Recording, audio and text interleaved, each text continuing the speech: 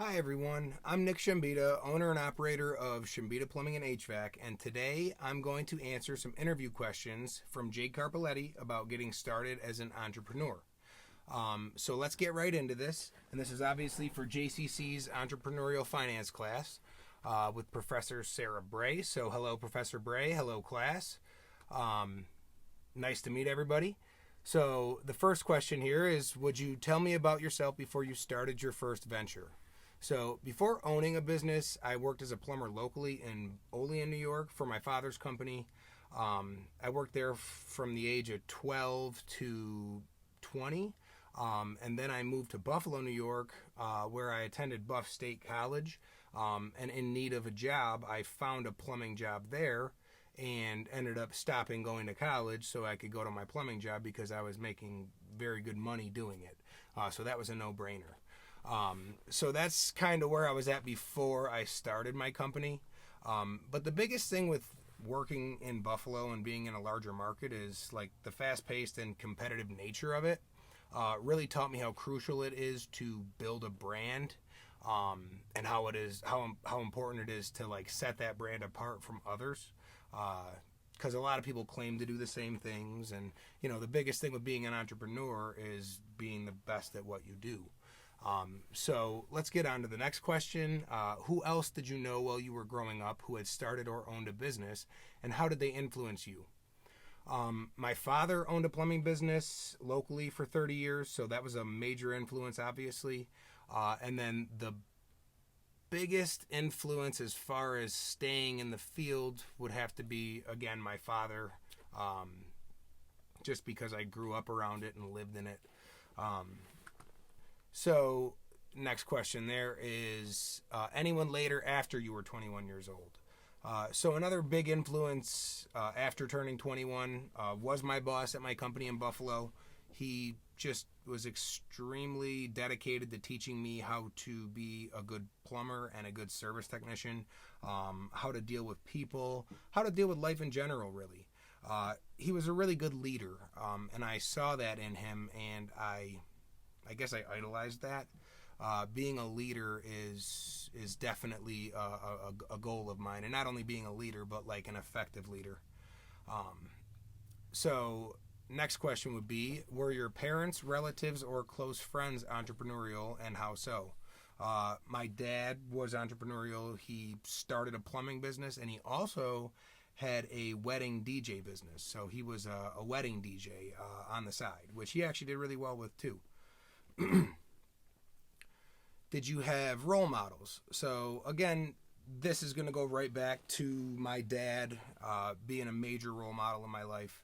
And then again, like secondly, my boss at the company I worked for, he was a huge influence on me, and just showing me the success you could have in the plumbing trade. So the next question would be, what is your education military experience? So no military experience. I do have a high school diploma. I went to college. I went to Brockport for a period of time, and I went to Buff State for a period of time. I didn't finish either colleges, which is, again, college isn't for everybody. I don't regret going to college because I think it really taught me that I didn't want to go that route and that I did want to stick with like a trade or something physical. So that would be my experience there. Again, no degree in college, but you don't need a degree necessarily to be successful. You do have to have ambition to be successful, but you don't have to have a college degree specifically.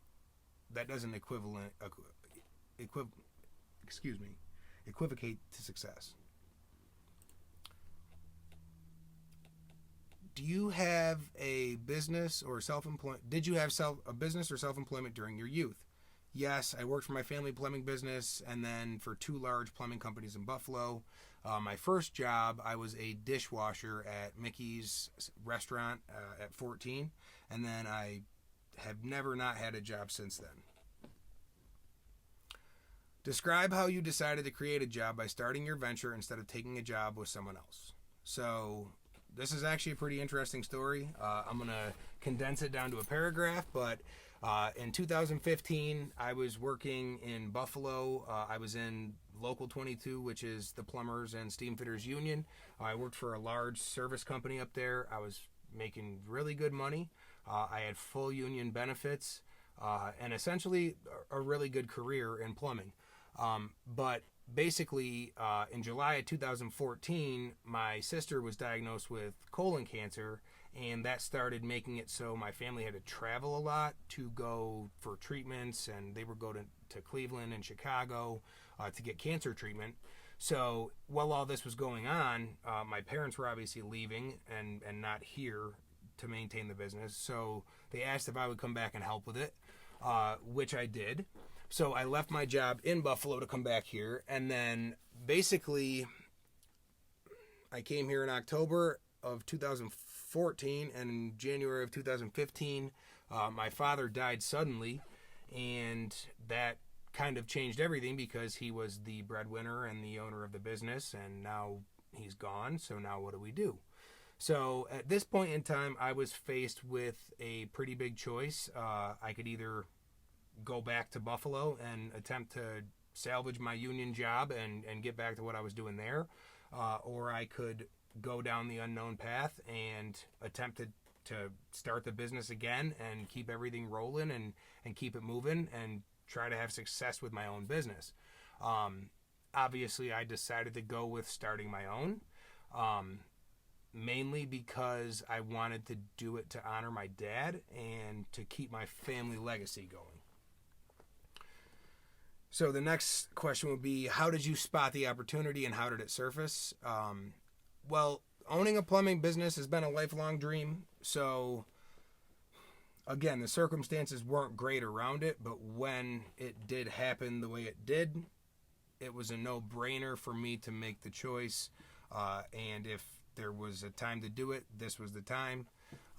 So that's kind of how it surfaced and how I spotted the opportunity.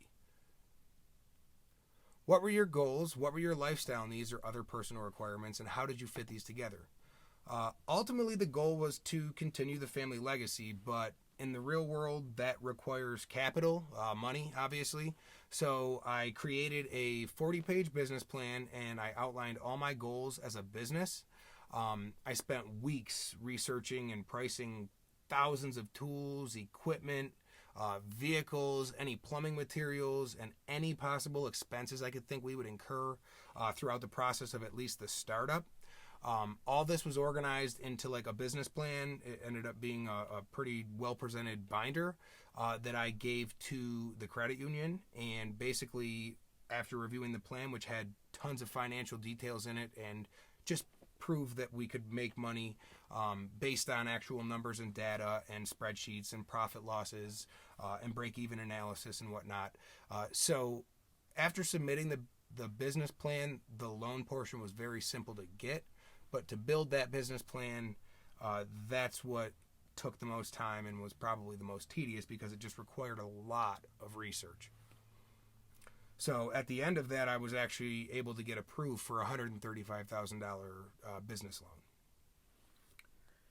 How did you evaluate the opportunity in terms of the critical elements for success? The competition, the market, and did you have specific criteria you wanted to meet? Again, this is going to come back to research. I had to educate myself basically on the area first and foremost and the market in this area. I had to determine the populations of all the counties that we planned on servicing. I had to determine the number of businesses versus the numbers of homes. We had to determine the number of homeowners. Just so much data goes into this stuff, which is important because you're making major decisions based on this data, based on, okay, I need to borrow this because this costs this, but if there's not that many people here, it's going to take 300 years to make this back. So doing that market research was huge, and I'd say that was probably one of the biggest eye-opening moments as a business owner myself. The business plan helped me, I think, more than anything else, just because I knew what I wanted. But I had to get it on paper, and I had to see it, and I had to read it, and I had to make it real. So research, that was the biggest thing, is knowing the market you're getting into, knowing the competition of that market, knowing the potential for earning, and where is your earning going to come from? Your clients. Well, where are your clients? They live in your county or in your town. So knowing the number of people and houses is huge in determining what you need to get started. So my goal was to become the biggest and best plumbing and HVAC company in the area, and to do that, I wanted to provide astounding customer service. So I wanted to build lifelong relationships with all of our customers. Basically, they call us once and they call us forever. And the criteria that I wanted to meet was essentially being the best. I didn't want someone to provide better service than we did. I wanted to have the best quality work, the best quality employees, everything tip to stern, just the best. Did you have partners? What kind of planning did you do, and what kind of financing did you do? So I didn't have any partners. No, it was a solo kind of thing. I do consider my credit union as one of my partners because they were so helpful in helping me get the funding I needed to do what I needed to do. So as far as any partners that helped me invest, no. But the bank did loan me money and did help me get off my feet. And what kind of planning did you do? And that's going to go right back to that business plan. Again, there's a whole table of contents in it that's going to break it down into every single section of the business, and everything from financial data to market data to, marketing costs even, and marketing methods, is going to have to be in that business plan. And the financing would be the small business loan that I received for $135,000 just to do all my startup business plan of any kind. That is exactly what I just discussed. And yes, the business plan was the biggest thing in this whole situation that made this possible and made it so it was sustainable. And that was an extremely detailed report containing 40 pages of market data, cash flow analysis. I did financials, a break-even analysis. I included our company's price book, all of the vendors we deal with, all of our material suppliers, a marketing calendar. The entire business had to be laid out on paper before anyone would even consider loaning me a penny. How much time did it take from conception to the first day of business, and how many hours a day did you spend working on it? So I conceived the business on January 26th of 2016. We submitted our business plan on February 3rd of 2016. We were approved and received the funding about a week later, and we had our first revenue job February 20th of 2016. So really quickly, because I tirelessly worked on getting that business plan together. The second the bank told me that in order to get funding, I had to have a business plan, I left the bank, I went home, and I started the business plan, and I didn't stop working on the business plan, I want to say, for 3 or 4 days, obviously with the exception of a little bit of sleep, but until I could get that whole business plan curated, I could not move forward because the anxiety was bothering me. So it was quick, it happened fast, but only because I really pushed to get the business plan done and submitted so that I could get the funding. How much capital did it take?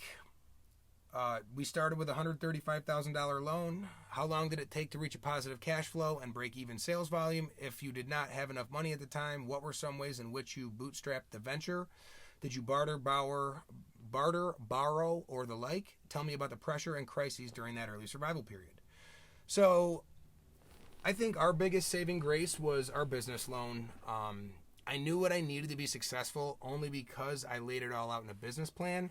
I knew I couldn't afford all that equipment and tools and material, but I knew that if someone would loan me the money to buy that stuff, that I could easily pay them back and then have them make money on their money. So basically, with the submission of the business plan, I requested $135,000 for startup costs.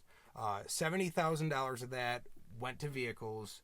About $20,000 went to contingencies, which were just unforeseen expenses that we may not have planned for, which ended up being a very big blessing.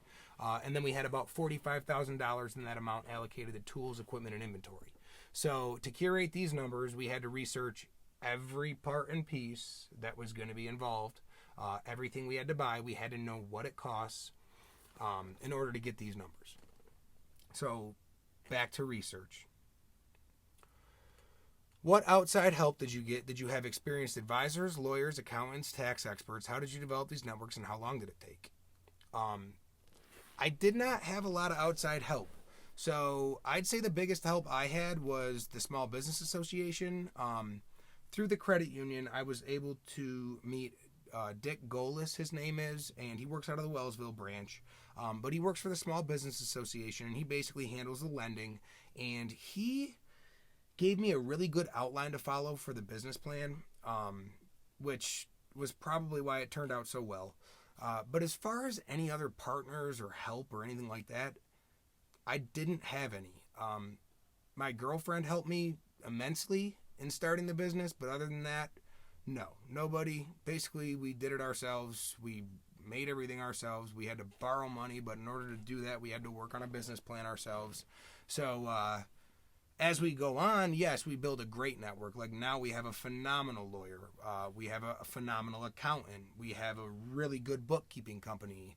And all this stuff was collectively added as we experienced, maybe a problem with a bad one. So in business, you basically got to find your pain points and you have to build on them or grow from them and learn. So how long did it take to develop these networks? So we've been in business 5 years now. I don't think we are ever going to be done building our networks. Building networks is something that started the day we started thinking about doing a business, and I don't think it'll ever be one of those things that's going to go away. You're always relying on the network of people you work with. In order to be successful, you have to have resources, and a lot of times those resources are your network of people.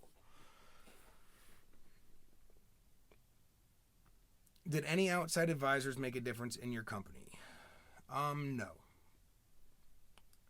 Once you got going, what were the most difficult gaps to fill and problems to solve as you began to grow rapidly? Honestly, finding quality employees to represent my brand. We live in a smaller area. Obviously, word of mouth is huge here as it is anywhere else, but especially in a small population, word travels fast, so you have to be very, very, very careful with who you have representing your brand. I am going for premium service. I need to have high quality employees. Therefore, my employees' values need to align with the values of the company. In order to find people that had values that align with the company, that wasn't so easy. I've gone through a lot of employees. So the most difficult thing once we got going to fill gaps is finding solid individuals that represented the same values and ideas that I had, and that wanted to make money and wanted to work and were motivated. So that was, and that'll always be the hardest part of this business, is finding quality people and, again, keeping them. So when you look for key people as partners, advisors, or managers, were there any personal attributes or attitudes you were particularly seeking because you knew they would fit with you and were important to success? How did you find them? I am just huge on having a positive attitude. Almost anything can be trained, but a positive attitude is more of a choice that you make. Being open-minded and having a positive attitude are the main things that I would look for, especially in a management or a leadership role. Teamwork is huge. If you can't work as a team in unison together, then we might as well quit. And my goal is to have the company run like a well-oiled machine. In order to do that, we have to take care of our employees, because obviously if our employees are happy, they're going to make our customers happy. And if our customers happy, our business is going to be successful. So I put a big, big, big emphasis on accountability, positivity, and teamwork. Those are huge as far as finding people to fill roles in the company. Have things become more predictable or less? Well, I'd say it just depends. Like some things have gotten more and more predictable because we have a lot more data to analyze as we grow and as time goes on. We track every bit of work we do through a dispatch program and through all streamlined data. So everything is tracked and input into our database as it happens. So it's easy to see. You can find trends if you look for them. But at the end of the day, there's still going to be unpredictable things. I mean, you can't predict, a coronavirus outbreak. How can you plan for something like that? You can't plan for, employees getting sick or something like that. So, yes, there's always going to be that unknown stuff that happens. But as time goes on, you get more and more accustomed to dealing with it and being more, being less reactive to it. And just learning how to deal with it in a different way. So do you spend more time, the same time, or less time with your business now than in the early years? I would say I probably spend the same time, if not more. I'm very passionate about what I do. I put my heart and my soul into my business, so I spend pretty much every day, at least a little bit of that day, thinking about it at least, at bare minimum, if I'm not here doing something. So it tends to consume me, unfortunately. Being a business owner, being an entrepreneur, like you're going to hear, there's a fine line between obsession and passion. I have a hard time seeing that sometimes, but it's definitely true. So do you feel more managerial and less entrepreneurial now? I did it first, but after finding the right employees, I would say that I definitely feel much more entrepreneurial now. And again, that just goes back with growing pains and getting the right people. When you're constantly cleaning up messes that you shouldn't necessarily need to clean up because they shouldn't be messes in the first place, you take your attention away from growing your business and you spend more time working in it than on it. And that's when you tend to plateau or not grow. So as of now, with the employees I have, I feel very entrepreneurial. I feel like I can invest the time I need to grow my business and to dial it in more and make it better. In terms of the future, do you plan to harvest, to maintain, or to expand? So my goal, I want to expand into Pennsylvania even further than we already have. I want to pick up a shop out in Warren, Pennsylvania within the next 2 years. That's going to allow me to tackle the Jamestown market, as well as having a legal residence in PA, which will help us with some tax things. So that is definitely, expansion is definitely in the works, and that is the plan as of now. In your ideal world, how many days a year would you want to work? Please explain. So, if you love what you do, you don't have to work. That's kind of how I see it. So, I want to be an entrepreneur all the time, and that is my job. So, like in an ideal world, how many days a year would I want to be an entrepreneur? Every single day of the year. Do you ever plan to retire, and would you explain? Hopefully I can make it that far. I do have a retirement fund set up, a basic IRA. I have a whole life policy also that I pay into. So definitely do your research as far as investment accounts go, so you can set yourself up for the future so you don't have to work every day of your life just to eat. Have your goals changed? Have you met them? Another one there, I'm really consistent with my goals, and I'm also really specific with my goals. I try to never change a goal. If I'm having problems reaching a goal, I try to change the steps that I'm taking to get there. Now, I do add more goals, but I don't change them. If I set a goal, I try to achieve it and check it off. If that goal is achieved and I have something bigger and better to accomplish, then that becomes a new goal. So, has your family situation changed? Yes. What do you learn from both success and failure? Well, You can't be successful without experiencing failure. Failure is a key asset in building successful companies, successful people, successful empires, whatever. We all fail at something, it's inevitable, but how you move forward after that is what builds or breaks you. So basically, if you can take that failure and use the pain that failure made you feel, and you take that pain and you gotta let it consume you, and you gotta remember how bad that felt, and you use that as motivation to get away from that style and to not fail again. You cannot learn if you don't fail.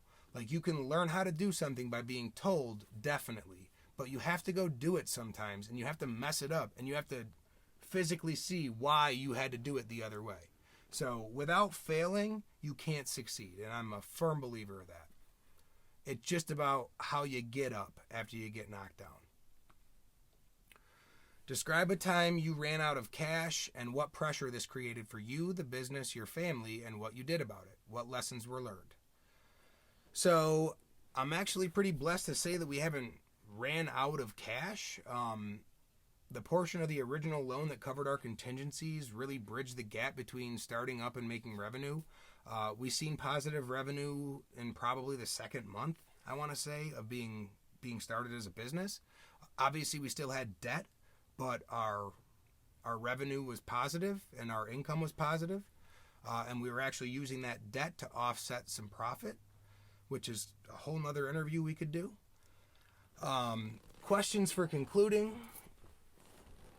Oh, sorry, I missed one. Can you describe a venture that did not work out for you and how this prepared you for your next venture?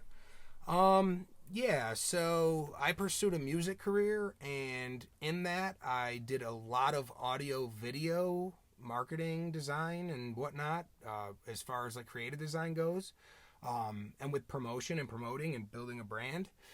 So I would definitely say that all of my digital and media marketing stuff would come from that venture. So that definitely prepared me more than anything for this. Questions for concluding. What do you consider your most valuable asset, the thing that enabled you to do it? That would be my determination to prove every single person who doubted my capabilities wrong. If you had to do it over again, would you do it again in the same way?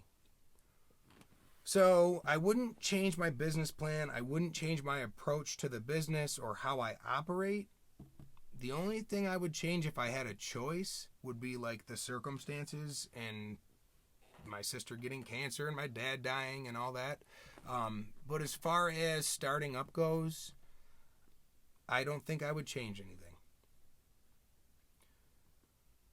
As you look back, what do you believe are the most critical concepts, skills, attitudes, and know-how you needed to get your company started and grown to where it is today? What will be needed for the next 5 years? To what extent can any of these be learned?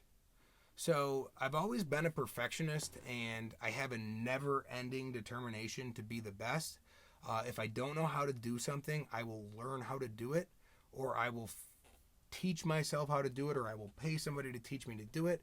I'm very determined to complete things and to achieve things.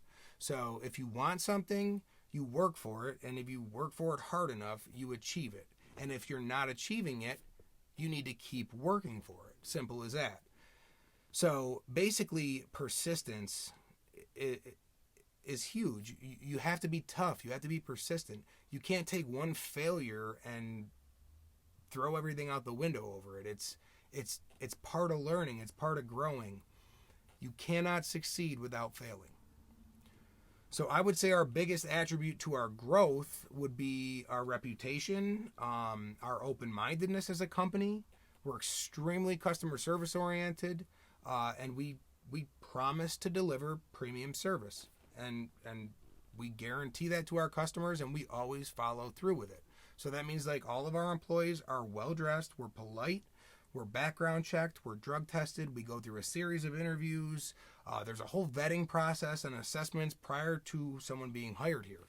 So this ensures that the company's values and integrity are always upheld. And obviously that's not foolproof, but again, it helps us vet the process. I personally refuse to deliver anything that's going to be mediocre, and that includes plumbing and HVAC services. So I think our customer service has probably earned us our rock solid reputation. We set a high standard for how we conduct business, and we uphold that consistently. So many of these things can't be learned. However, they can be honed and perfected if you have these type of values already. So like integrity would be huge. Some people say there's a lot of stress being an entrepreneur. What have you experienced? How would you say it compares with other hot seat jobs, such as the head of a big company or a partner in a large law or accounting firm? Well, I would say it's definitely comparable to a hot seat job, except for the fact that if the company goes broke, you go broke. Whereas in a hot seat job, you would just lose your job and, the company would go broke. Your risk is a lot higher in owning your own business, but your potential to earn and grow is also a lot higher. So with much risk comes much reward. Basically, they're comparable in ways that, you can make great money. There's definitely a lot of responsibility and accountability involved. But at the end of the day, when you're working for someone else, it falls back on that person. When you're working for yourself, you are that person. So the risk is much higher. What things do you find personally rewarding and satisfying as an entrepreneur? What have been the rewards, risks, and trade-offs? So the most satisfying part about being an entrepreneur would probably be being able to change people's lives on a regular basis, especially like the lives of my employees. I take a lot of satisfaction in being able to pay my employees really well and enable them to live comfortable, as well as take care of their families and pay their bills and do what they need to do. So that would probably be the most satisfying part is seeing your employees succeed and grow. Who should try to be an entrepreneur and who should not? So basically, anyone who's extremely motivated to achieve anything put in front of them, you have to be extremely tough. You can't give up easily. You have to have thick skin. You got to be self-motivated. You got to be extremely positive-minded. You got to know how to network with people. That's huge. You got to be able to manage others effectively. You have to know how to delegate tasks out effectively, efficiently too. You have to be determined though. Like, you have to be determined to succeed. You have to want it so badly that you live and you breathe it. It has to consume you. So when you're able to dedicate all of your being to success, you can't fail. On the other hand, some people are better at following directions or, being told what to do, and that's fine too. But basically, I wouldn't suggest going the route of being an entrepreneur because you need some direction in life. And there's absolutely nothing wrong with that. Some people need direction. Some people prefer direction. It doesn't mean they couldn't be an entrepreneur, but they prefer, do this, do that, leave now, come back tomorrow. And there's absolutely nothing wrong with that. I just wouldn't suggest going the entrepreneur route if that's the way that you are. What advice would you give to an aspiring entrepreneur? Could you suggest the 3 most important lessons you have learned, and how can I learn them while minimizing the tuition? So, 3 of the most important things I think I could tell anybody who's planning on being an entrepreneur or who wants to be successful, period. And that's going to be number 1, you don't know what you don't know. Successful entrepreneurs know that they're learning every day, and we rely on a network of others to achieve our goals. Knowing you can still learn every day is huge, and thinking you know everything will only hinder you. So being narrow-minded and thinking you have it all figured out is only going to hurt you. You have to listen to people that know what they're talking about. If you're the smartest person in the room, then you're in the wrong room. So that's number 1. You don't know what you don't know. Number 2, think positively. The more you can positively influence your own mind to believe in your success, the easier it will be to get there. You have to speak it into existence, you have to believe it, and you have to live by it. If you're always showing up with a positive attitude, things that go wrong will become just solvable problems. So thinking positively is number 2. Number 3, very, very important, set goals and stick to them. Always write your goals down and you put them somewhere conspicuous so they're always on the top of your mind. It might be on the vanity mirror in your bathroom. It might be on your computer screen. It might be the background on your phone screen, something that you're going to see all the time. But writing your goals down will give you a physical achievement to work for and consistently holds you accountable to them. If you are having difficulty reaching a goal, do not change the goal. Change the steps you're taking to get there. So just to recap on that, the 3 major points I want everyone to get out of this is you don't know what you don't know, you have a positive attitude, and you set goals, writing them down, and you stick to them. Would you suggest any other entrepreneurs I should talk to? Dion Gayton of Go-To Meals is a very good entrepreneur to talk to. Derek Carapellatti would be an excellent entrepreneur to talk to. I'd say that's probably all I could think of right now, but I'm on the spot. So with that being said, I hope I was able to provide you with some insight. Entrepreneurship is a huge passion of mine. It's not about, I own a plumbing and HVAC company, cool. It's about having a business and being able to use that business to build your community and to help people who need things and to feed your family and just to achieve your goals as well.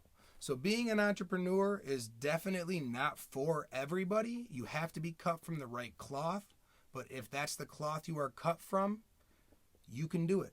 It just takes persistence. So I hope I helped you guys out today. And Jade, thank you for giving me the opportunity to do the interview. Professor Bray, good luck with your students and good luck with everybody and your future. Thank you.